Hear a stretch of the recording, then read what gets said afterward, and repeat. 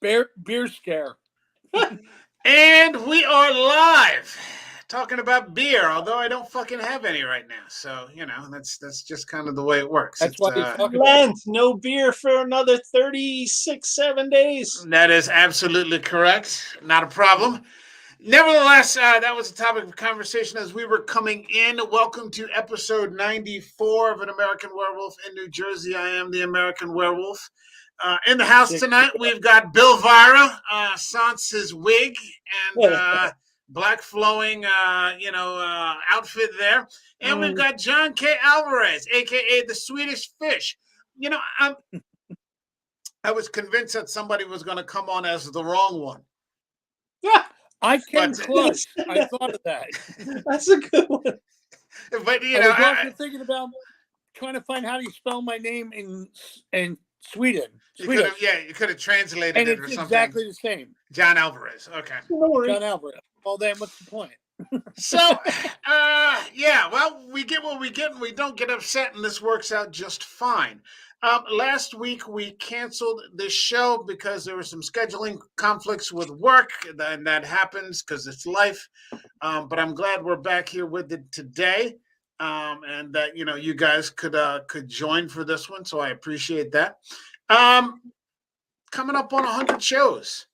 By the end of the month, we will have reached, and so we're gonna have to make a decision on what. 6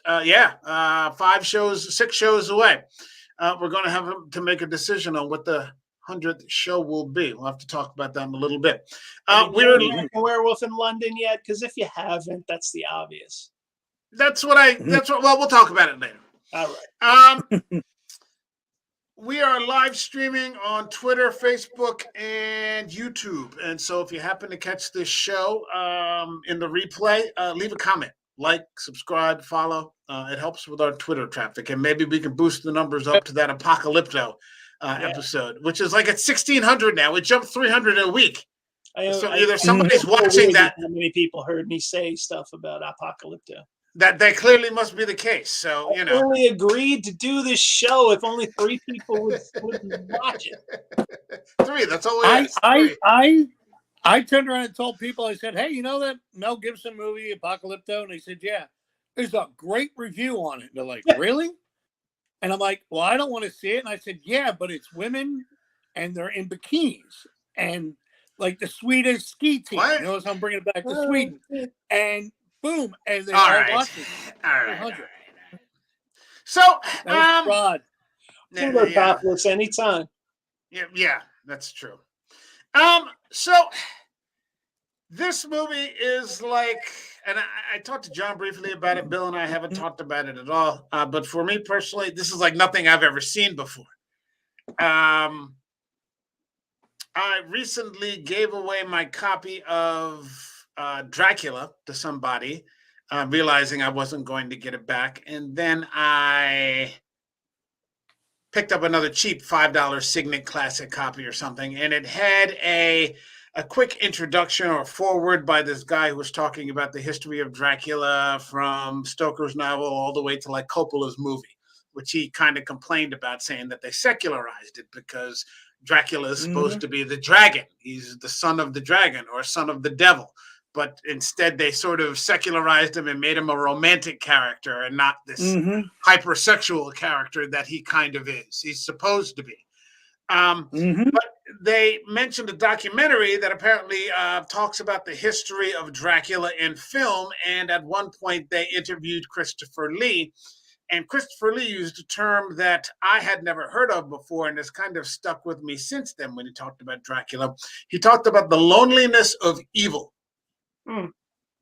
Nice. And I feel that is a perfect setup for this movie here, because I think loneliness is one of the major themes exactly for almost everyone in this film, even some of the minor characters in this film, which is 2008's Let the Right One In. So if you're ready to go, let us go.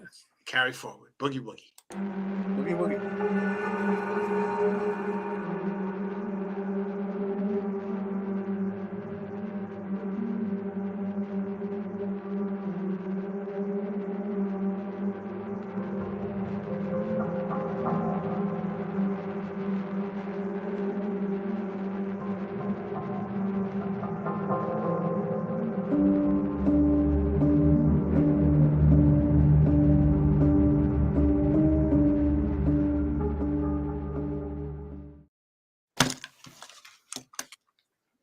So I had to run out real quick during the intro and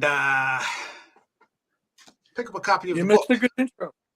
I really want to read the book. I didn't know it came from a book, and I read a review where they said there were a dozen or so changes to the story. Yeah, it in is. order It to is. make the movie. It is a I'm really fantastic. It is a fantastic, fantastic book written by Jean Ajvide Lindqvist. I had owned a copy and then lost it, and then I was supposed to do an appearance on another podcast or have someone on here to discuss it that fell through. So I repurchased the book because the person that I was supposed to pair up with was reading it. So I reread it, and it's just fantastic. And they did leave a lot out of the movie, I think, to simplify things. It's kind of, we had talked about when we did 30 Days of Night, about how a lot of times the movies fail by trying to cross over genres. And then, you know, because we were like, they try to make it a horror movie and a romance instead of just being one thing. Right. But then a couple of weeks later, we came back and we talked about The Fly and how that was one of the rare occasions where they actually got it right. They made a horror movie that actually was also a love story at the same time. And it's Cronenberg. So, you know, he's going to hit it out of the park every time because that's what he does. And so, you know, there are exceptions to the rule. But this movie crossed over even more, you know, with their children. And, you know, I don't have, you know, necessarily the greatest, you know, it's not one of my hallowed categories for acting in horror films when it comes to kids. You know, there's this weird gender bending androgynous thing going on with the Ellie character. Who in the book is, and I don't know what they showed you on Hulu, but the Ellie character in the book is a castrated boy. Yeah. He's a boy who's been castrated by an evil vampire and then turned, like this cruel vampire who just tortured children and then turned them into vampires. And so that's how she sort of, you know, becomes, you know, the way that she is. But she's, you know, an extremely feminine looking boy. Or he's an extremely feminine looking boy who now passes sort of as this, you know, girl moving, you know, 200 years later. And there are just so many different layers on here that it took me a couple of watches to really realize how good I thought this movie was. What got me about it the most, Mike? I'm sorry. You want to jump in, sir? Nope. I think I jumped ahead of you. All you. Okay. One of my favorite genres, and I get picked on a lot for it, and I really don't care, is the like the coming of age film. And Mike, when you and I were talking about this last week off the camera, it was funny because it really didn't hit me until I saw it a second time afterwards. I'm like, this is like a coming of age film that just also happens to be a vampire flick. Right. I mean, the questions that are being asked and examined, the bullying and things like that. And, oh, wait, she leaps out of a tree to bite somebody. That's kind of like not an afterthought, but, you know, as equal to that presentation. They didn't go for the gore, and I think that's what pulled me into it. Well, you know. It was very skillfully done in that a lot of the kills are done off camera. So your brain fills in all the information, which was a hallmark of the 30s and 40s and 50s horror movies. I heard a review of this, and it said, it's a movie about kids. One of the kids just happens to be a vampire. And that totally made sense to me. I didn't 100% get it the first time I watched it, and then I started going, "Oh, this is my bodyguard. This is." Thank you. Yeah, that's exactly what I agree. I agree with you guys. That must have been painful to say. I'm with you, fellas. No, I mean, this isn't a movie that I would typically enjoy. There are no fangs. It's a vampire movie with no fangs whatsoever. I've criticized other movies for for doing that, but it's just so damn well written and well cast. The casting for these two main characters, Oscar and Ellie, took over a year. They went through casting auditions for over a year until they found the two people that were perfect for this. And they just kind of hit it out of the park. You've got this Oscar character who's just, he's got no one. And that's the key with each of them, is that neither of them have anybody. Right. You know, he doesn't connect well with his mother. He doesn't necessarily have a bad relationship with his mother, but it's like he has no relationship with his mother. It's like the superficial thing where he comes home and she's there and she feeds him, but they really have, you know, he's horrifically bullied and he has no one to talk to about that. Yep. It's surface conversation and, you know, what are we going to watch on TV tonight until I go to bed? And his father is like a non-entity. Yeah. Not a bad father necessarily, but no. You know, he has this. I remember the point where he had this chance to spend this quality time, and instead his buddy comes over and they start drinking. Yeah, and that's a major. Well, that's a storyline that's explored a bit more in the book. His father's really a drunk, right? And he's not a horrible drunk. He's not a mean drunk. But you're right. He's kind of a non-entity, and at the very least, he's neglectful. You know, like his son comes all this way to spend all this time, and then they hang out for a little bit, and then his buddy comes over, and they just proceed to get sloshed. There's the bullying. I had a friend. I wanted to get her on the show tonight, but I wasn't able to. We weren't able to arrange it. She said that someone told her that this was a book, or this was a movie that you would watch if you really wanted to understand what a sociopath was like. And I haven't been able to get from her exactly who she meant was the sociopath. And she's going to come on for a later show, because we might try to look at this one and the American version, and then just kind of put them together and talk about it that way. Because I don't know who you would exactly think of as the sociopath here. Maybe the bullies, because they're awful. Yeah, they're awful to this child. It really, they're just cruel, and it's not just like a smack in the back of the head and name calling. It's, they terrorize him, and, they gang up on him in groups. And a lot of it is because he can't defend himself. It's one thing to run away or react, but this kid just sort of freezes like a deer in the headlights whenever they're picking on him. Yeah, he does absolutely nothing. It's like he's frozen. Which I wouldn't into the whole loneliness and evil thing. It's not like he doesn't know how to defend. I think he doesn't know if he is allowed to defend himself. Yeah, I was going to say that he's too weak. Yeah, he's too weak. He's too weak to defend himself, because clearly we see as the movie progresses.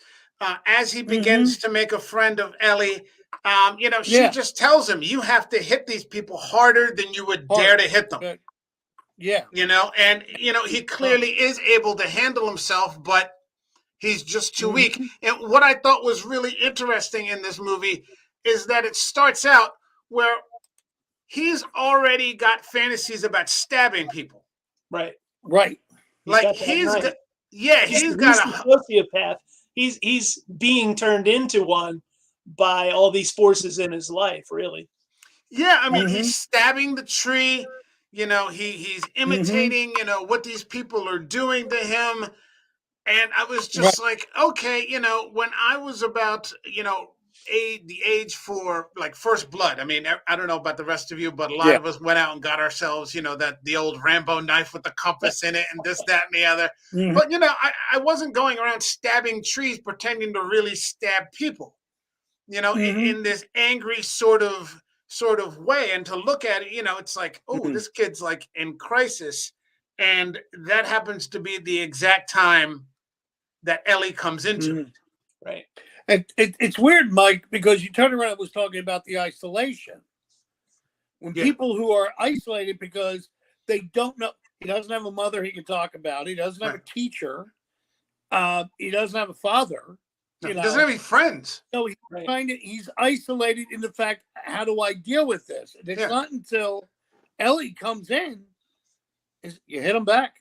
You Yeah, know, he just yeah, he's not getting any perspective. When you can yeah, discuss something with someone, you can lay it out on the table with another person and look at it and get some mm-hmm. feedback. But this is just constantly looping either at school Mm-hmm. or in his head when he goes home. You're seeing that, it's clearly following him home. Right. It You know, doesn't. It doesn't. The movie doesn't exaggerate it or turn it into a cliche. But this kid is building up Yeah. rage that is Yeah. going to explode at some point. Yeah, and it doesn't come across as sad.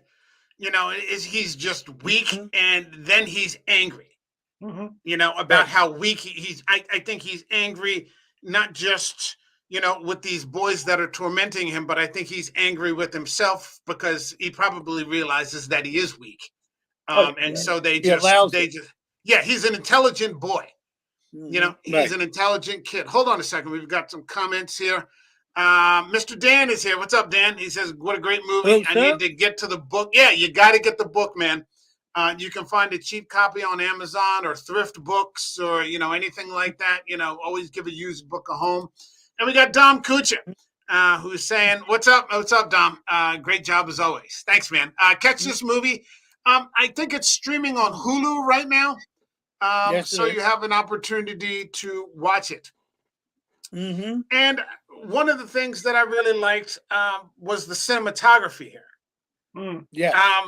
The way it's shot, where she just kind of appears. She Mhm. just kind of appears on the monkey bars. Just kind of drops down. And Yeah. John, you and I were talking about this. It's not Kirsten Dunst in Interview with a Vampire with a Yep. 10-year-old playing a 40-year-old. Yeah. It's a 12-year-old playing someone who's just But stuck being a at that 12-year-old. age. Yeah. Yeah. Yeah. And Yeah. neither, like, she doesn't have a universe. She might have a universe of experience, but she doesn't have any Mhm. experience with a friend. Exactly. Mm. Exactly. It's like the one line she says to him when he asks her age, and she goes, "I'm 12. I've just been 12 for a long A time." long time. Yeah. And Yeah. I loved that because that put it in, to me, it put it in perspective. She wasn't saying, I'm older than the sea or whatever. No, I'm still 12. I've Yeah. just been here for a while. Yeah. There was kind of an evil vibe with that, though, because I felt like because of that wealth of experience, that the Ellie character was definitely exploiting this kid and using Well, him. I don't. It wasn't. Here's the, What I'm sorry. as it goes on, and you're starting to see what this Ellie character really is. It just got Mhm. ominous in the fact that this is not a dynamic between a 12-year-old and a 12-year-old. It's a dynamic between a 12-year-old and almost, but not quite, a pederast. Hmm. Really? See, I actually took I it didn't think- That's the way it came across to me. Okay. See, Is I that took it that she as was it built both up, two you're characters. seeing more and more of this evil in Ellie, and she is sort of seducing this kid, using his rage as a way of seducing him. I didn't see that. Now, it's interesting that you brought that up because, no, it's, you see what you see. Mhm. Ellie has a familiar. Yeah. Ellie has a familiar, and the familiar is kind of a buffoon. Mhm. But he's a monster also because he just goes around and he's murdering children. He's murdering whoever he can happen to grab, and he does it like on this jogging path, like this big open field. Yeah. Where Yeah. like anybody could be walking their dog or, going for a Mhm. run or, kids coming back from school, Yep. And he gasses them and cuts them and then, brings the blood home to Ellie. Now, Right. you're Yeah. mentioning the pederast thing. In the book, he is a pedophile. Okay. In the book, the familiar is a pedophile who was on the verge of committing suicide before Ellie approached him and said, "No, you're going to help me instead." Okay. So she's got this, and he's still a buffoon, but he worships her because Right. she's A stuck 12-year-old. in the 12. Yeah, she's stuck. Yeah, it's really. At 12 That's even worse. When I watched the movie, I was feeling heartbroken by the end because I realized, or at least I thought that the familiar was Oscar in 40 years.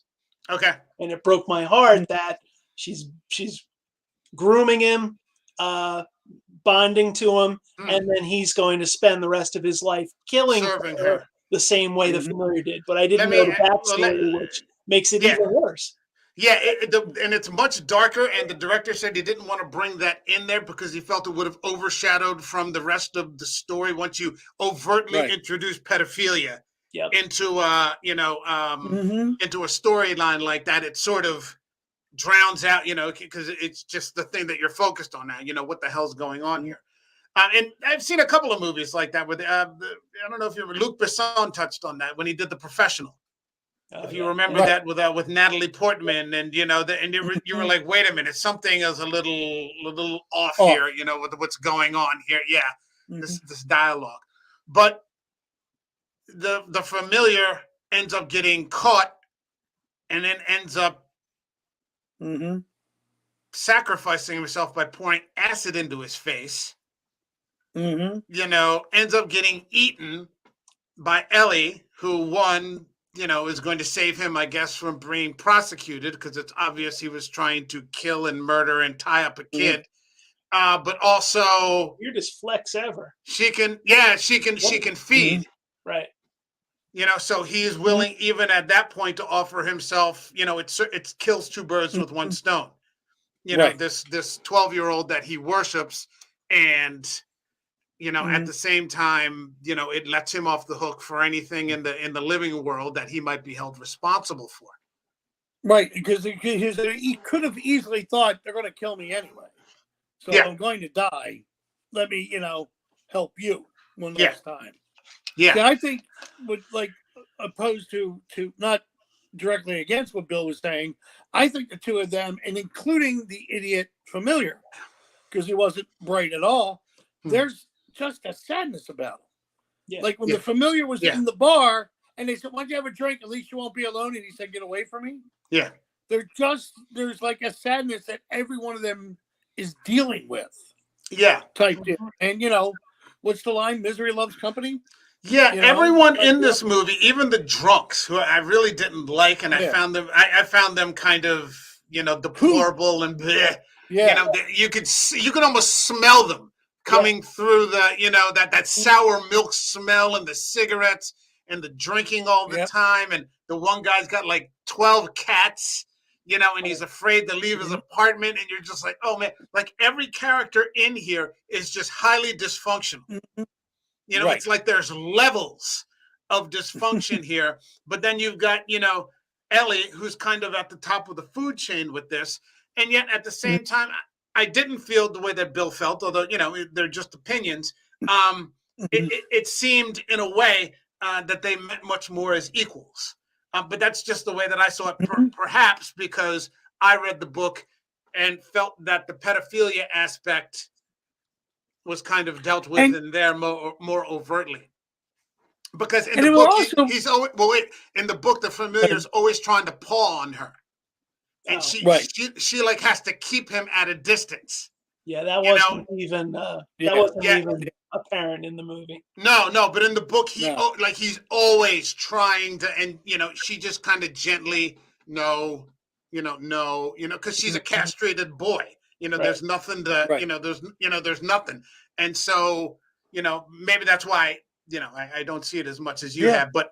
It's dark as fuck, the book, but it's fantastic, and it just it succeeds. I mean, I'm just drawn in by it. Go ahead. And you were talking about the cinematography. Yeah, that I think adds to everybody's dysfunction, for lack of a better term.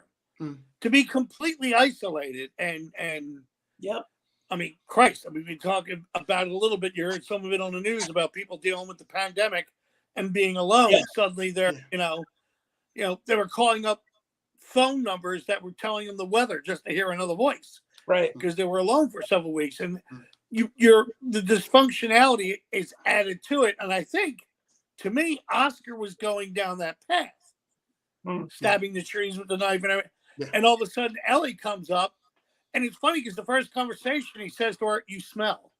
Yeah. You know, type deal.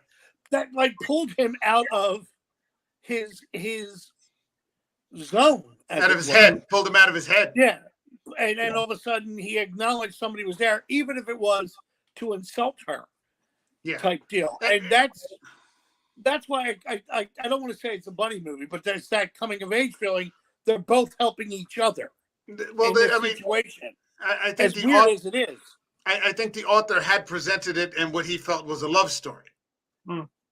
You know, it just was. And we had talked about this a little bit last week where, you know, they start off like kids that are unsure. You know, she's like, I can't be friends with Right. You I know, can't be friends with yeah.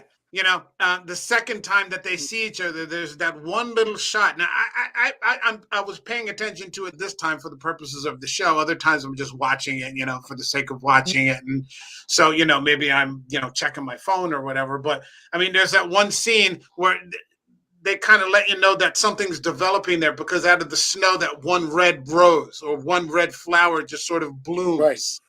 You know, and you know, you can tell by the music, you know, that's going with it that they're not presenting this in a suspicious, you know, kind of way. Although you're already clued into the fact that she's clearly a vampire. I think she's already killed that guy by then, because the familiar failed. So she has to go down. I mean, and it's interspersed. It's this weird, you know, sort of, you know, friendship kind of / romance, you know, thing. And then all of a sudden she just drops from out of nowhere onto this guy. You know, and just eats him. Yeah, that was a great scene too because it was just so vicious.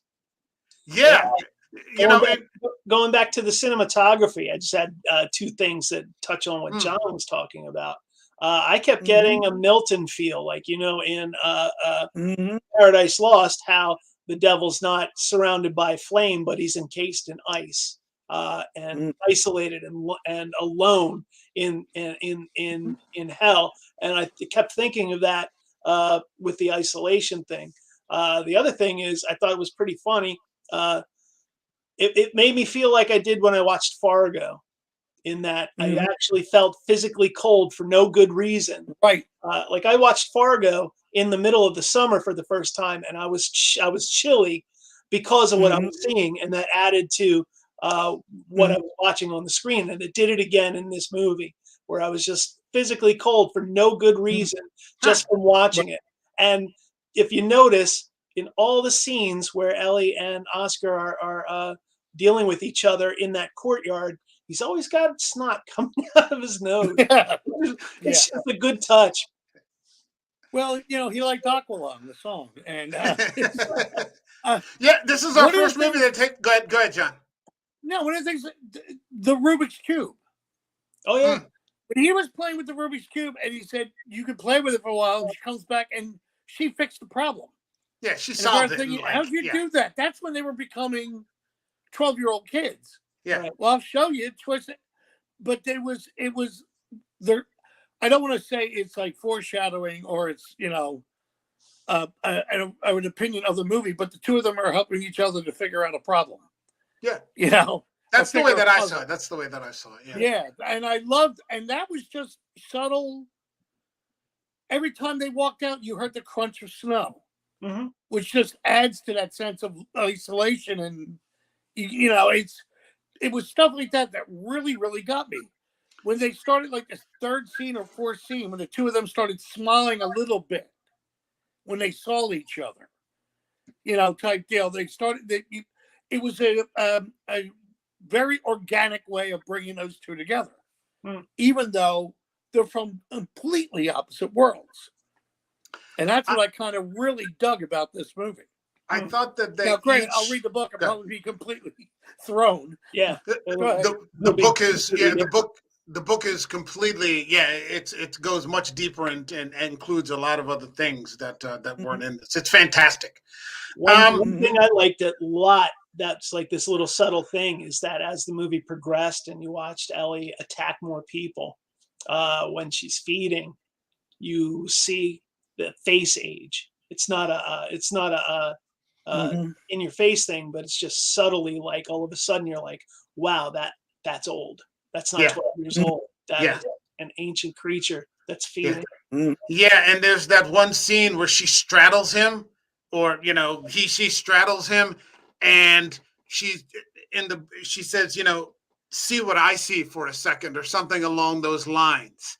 And in the book, she takes him back into how she was made, where she was a boy, and there was it was like in some feudal time, and the Lord was a vampire, almost like Dracula, descending on some Eastern European village, and he selected beautiful children, and he didn't do anything with them, but he just tortured them, and then he turned them, and that's what happened to her.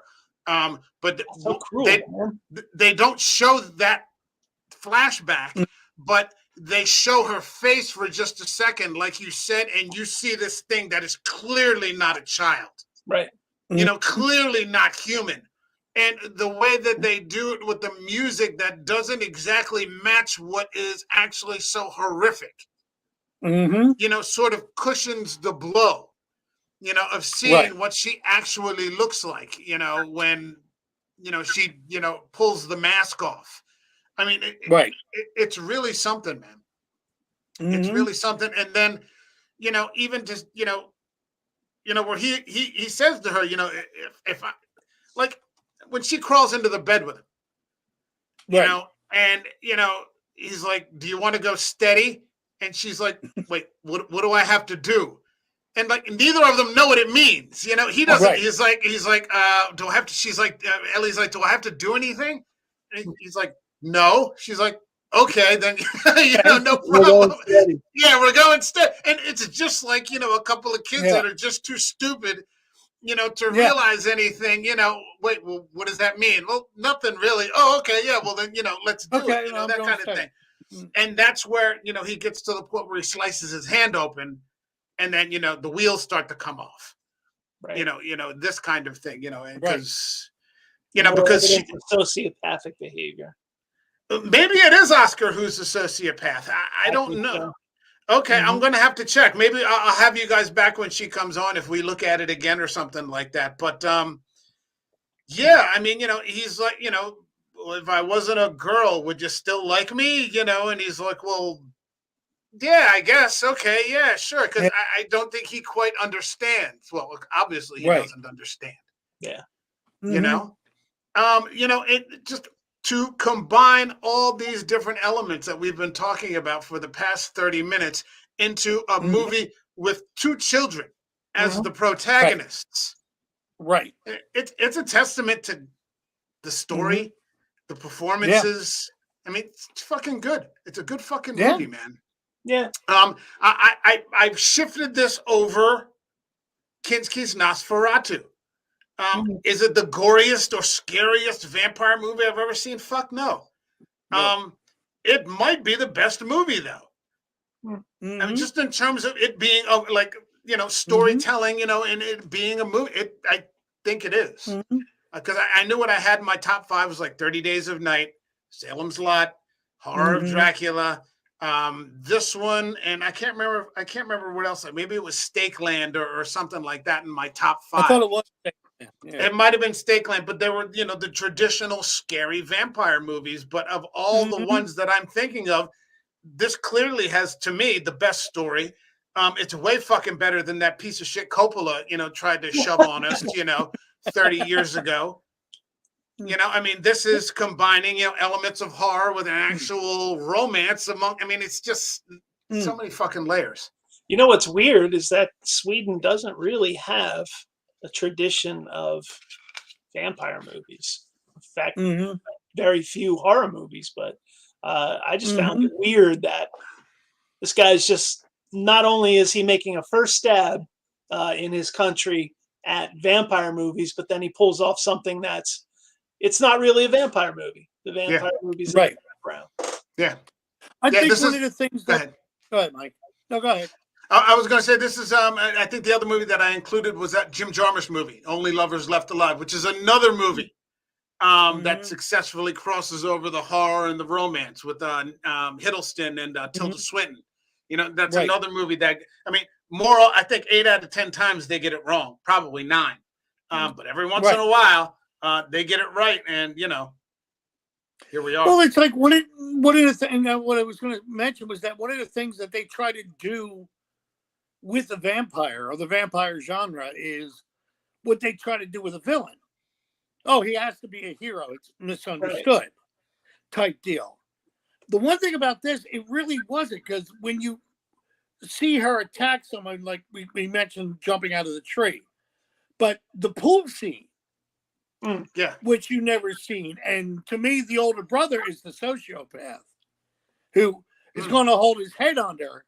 Yeah. And all you hear is the noise Screaming from Dude, but you underwater. don't know what it is that scene until you was see that arm float by, and you're like, "Oh my god!" Because when you see the she legs, is like, well, she's nice. She's nice with Oscar and everything else, but she's still the killer. Yeah. This beast. she They're not becomes his trying to guardian make her angel. anything. Right. Exactly. Yeah, she becomes Guardian his angel guardian with angel. leather wings. Yeah, Yeah. But she's still looking out for him, that's because what she was supposed to have left at that point. Mhm. And this recurring thing where he stands up to these bullies, but I guess they're just like, "Fuck you, you don't get to win." Yeah. And they bring like a 16-year-old, or was that kid 18 or something like that, I think they really were going to kill him. Yeah, you would think in any normal altercation, as soon as the kid stood up, whacked the bully in the ear with the stick, it would have been over. It would have been, I stood up to you, you got to back down now. But instead, they're pushing it to the point where the revenge is coming. Well, I won't get into book spoilers, but there's a reason why that older brother gets involved. Okay. There's a reason why that older brother gets involved. So I'm gonna, but I mean, in the end, they kind of don't have anybody but each other. Right. I mean, Ellie clearly has nobody. Right. Oscar, like we talked about, neither does Oscar. He doesn't have any friends. There's one person in the book. There's one kid in the book who but he's an older kid, who kind of looks out for him in the periphery, and is trying to, like in a peripheral sort of way, like, hey, you got to deal with those guys that are fucking with you all the time. But he doesn't have any real friends. There's nothing in the book that talks about why Ellie's so alone. You would think after hundreds of years, that's what this cycle would have repeated itself over and over and over. Like, is it hundreds and hundreds and hundreds of years, and suddenly Ellie's just connecting with a 12-year-old for the first time? Are you asking me, or are you just rhetorically? I thought you were. I don't want to give the spoiler away if you're going to. Because I'm still stuck. I'm still stuck in what I saw on the screen. Your Honor. Well, I'll put it to you this way. If I remember correctly, and it's been a few months since I read it, it's about 200 years. Two maybe 300 years. Okay. Somewhere over in, it might have been Sweden. I don't remember where exactly. It might have been France. I don't exactly remember where. But it's about 200-300 years. And it only flashes into that specific part as to how she became a vampire. It doesn't give any, it's not like Interview with the Vampire where you go into this long, autobiography, of what happened, where the whole book is just the backstory. It's just, this is what happened. Here I am now. Okay. And they said that's one of the things that actually makes it successful, because he says in horror writing, and I think one of the reviewers cracked on Stephen King, is that he always tries to cram an explanation, no matter how, whatever it is, at the end, to resist the temptation to explain. What a lot of people felt made this story a more original and successful story. Now he did, huh? I'm saying it's a trap you can get into with any type of writing. It's like I wrote a lot of murder mysteries for different plays and formats, and we always talk about how we have to do the backstory. And I'm like, well, do we have to? Yeah. Because that gets so long, you're pulling away from where you gotta go. Yeah. So there's it's fun telling you every goddamn thing instead of showing you, and filling in the gaps. Hold on, we got Joe Lebonsky in the house tonight, and he's saying, "What vampire movie y'all discussing?" We're talking about "Let the Right One In," and it's on Hulu, brother.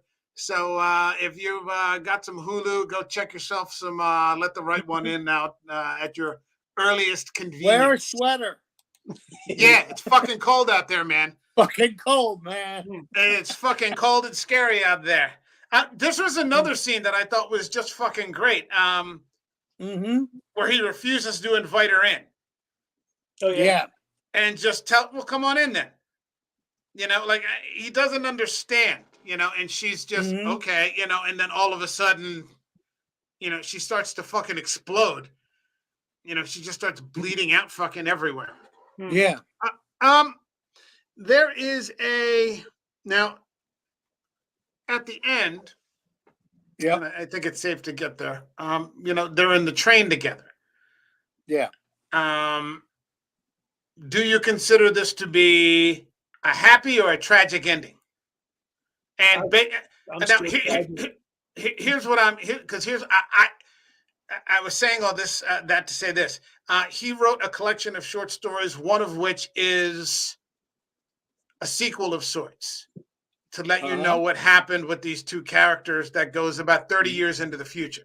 If you want, I'll tell you what happens in a minute. I mean, I'm still sticking with the tragedy. The whole thing of coming of age movies is that the protagonist should learn to defeat the antagonist and then stand on their own 2 feet, not get into a dysfunctional relationship with a supernatural being. It's a horror movie, man. I know, but it's not. I like that it breaks. Well, that's what I think makes it unique, and that it breaks that fucking formula. Right. You can't do it all. You can't do it all the time because you know. Then you know. No, because then it's not unique. Yeah, then it's not unique. But I still was left with, oh, this poor kid is now being dragged around by this evil thing. And he's going to wind up, because I didn't know the backstory of the familiar, but now he's a familiar, and he's going to spend the rest of his life killing for her. And see, here's the thing. Away at him.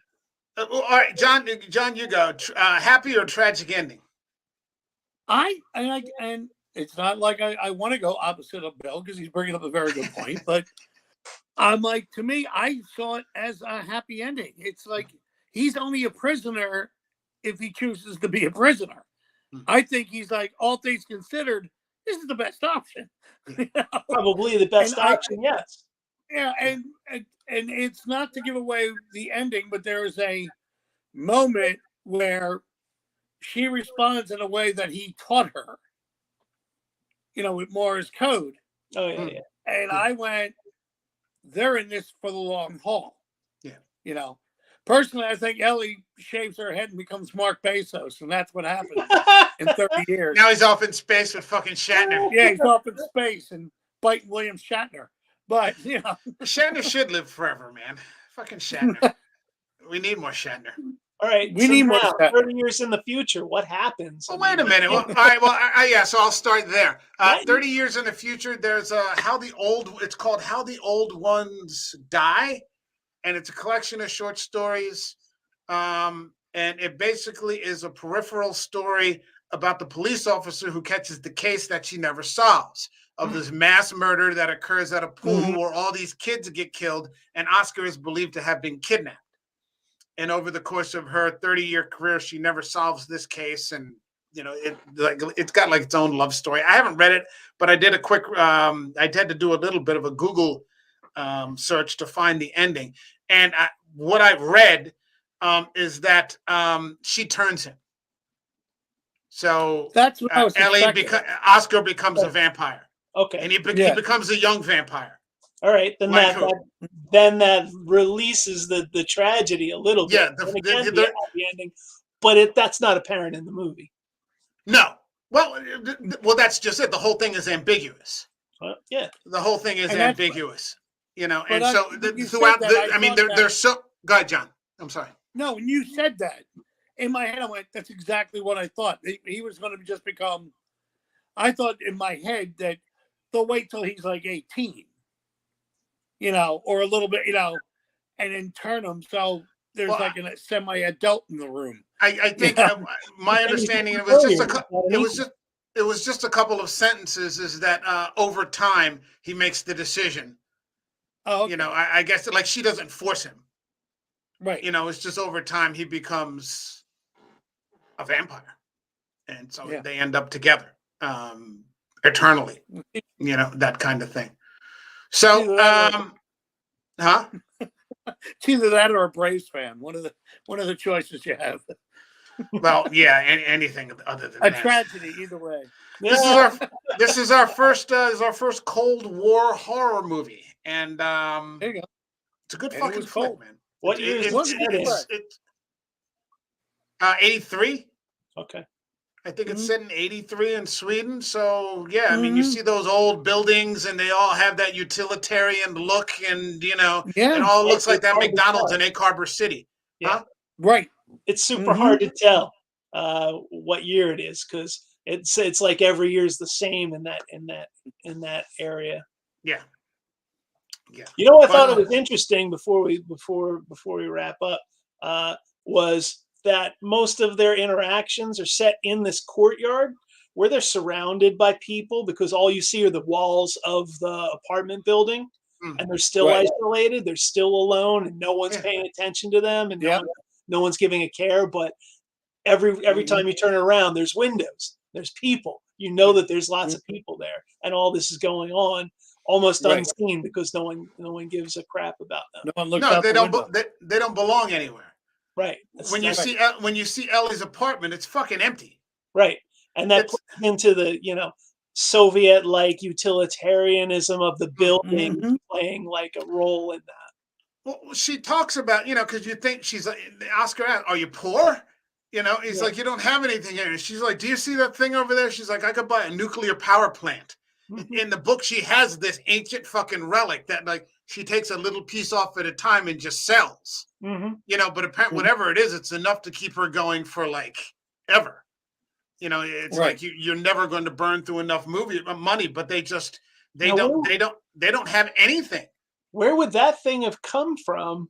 I thought it was like Egyptian. It looked like I thought Ellie was a vampire from ancient times. And then you're telling me it's like 300 years in the past, which is weird. Well, that could have been something from the guy who made her, or who knows how old he was. Maybe he sent them out into the world with something. And that's I like the fact again that the author hasn't told us. Because it gives us things to speculate about. Right. You know? So, yeah. That's it. Now, go ahead. I was going to say, I'm going to bet if we're going to believe that the vampires are real, they probably had some in Middle Eastern, Egyptian cultures too, or made their way through that era type deal. Yeah. You know, because 200 years ago from 1983 would be 1963, and that's England coming over and colonizing. Pre-French Revolution. You know, these sorts of things like that. I could see that happening. The monarchies and feudal life in Europe. I was going to say, one of the things that I guess I didn't pick up on this, and I just didn't see it this way. I didn't see Ellie as evil. Any more than I see like a tiger eat. Like if I watch like The Ghost in the Darkness. I'm not saying that the lions are evil for doing lion shit. I don't know. Maybe it's just food chain. That's just kind of the way I looked at it. You could see it that way. Like I said, what was on the screen added up to something completely different. But now that you're filling in all that information, I totally get what you're saying. Yeah. So, if you get a chance, catch this movie. It's on Hulu. It is worth fucking watching. This has become my #1 favorite vampire movie, which is unlike any other vampire movie I've ever seen before. If you're looking for gore, there is some. If you're looking for blood, there's some of that. If you're looking for the scariest thing you've ever seen, it's not that. This is just a good movie, and I would argue a great movie. Yeah, in a world where 95% of the movies out there are complete and utter horseshit, This is like a shining beacon. Yes, go see it. If you were going to pick, like, and you could take another vampire romance and look at Twilight. And you're just like, fuck, man. And we talked about this. Like, I tried to actually watch 2 of those in a row just for, I'm going to do it, and I couldn't. And I'm like, this is awful. This is awful. And let you have this movie here with 12-year-olds. Right. Yeah. That are fucking acting rings around. Yeah, it's like a Wes Anderson version of a vampire movie where all the adult stuff is coming out of the mouths of kids. Yeah. Fantastic. Absolutely. The only thing that approaches it in my filmography would be The Hunger, but that was like adults and they're dealing with growing older and loss and all that. Good movie, a little underappreciated, but that's another sort of movie that's about something other than vampires, but it's set with vampires. You got to get Only Lovers Left Alive, the Jarmusch flick. That's got John Hurt, Hiddleston, Tilda Swinton. Yeah, it's a good movie. That's another one. It's good. Yeah, fantastic. All right. Hold on. We got one more comment, and then I think we can close it out for a second. Joe Lebonsky may have to check it out. No, remove the may and say have to check it out. You have to check it out. You're going to check That's it out. Ringing endorsement, Joe. Jeez. Be a little. I would check it out in April. Maybe wait till May. Stop with the Twilight nonsense, ruining your reputation. I'm only bringing it up to bag it. Oh, shit. And one of the things. Go ahead, Mike. Go. I was going to say. I mean, we've all talked on this show how Pattinson and fucking Kristen Stewart have fucking jumped, levels. Yeah, above that system. They're fantastic actors. Those are just shit stories. They're bad stories. And like I said, say it again, man. Do Lighthouse for your 100th episode or your 99th episode.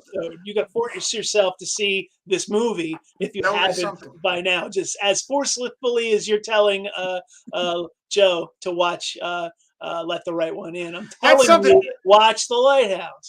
Something. See, that was just it. We'll talk about it after this. All right.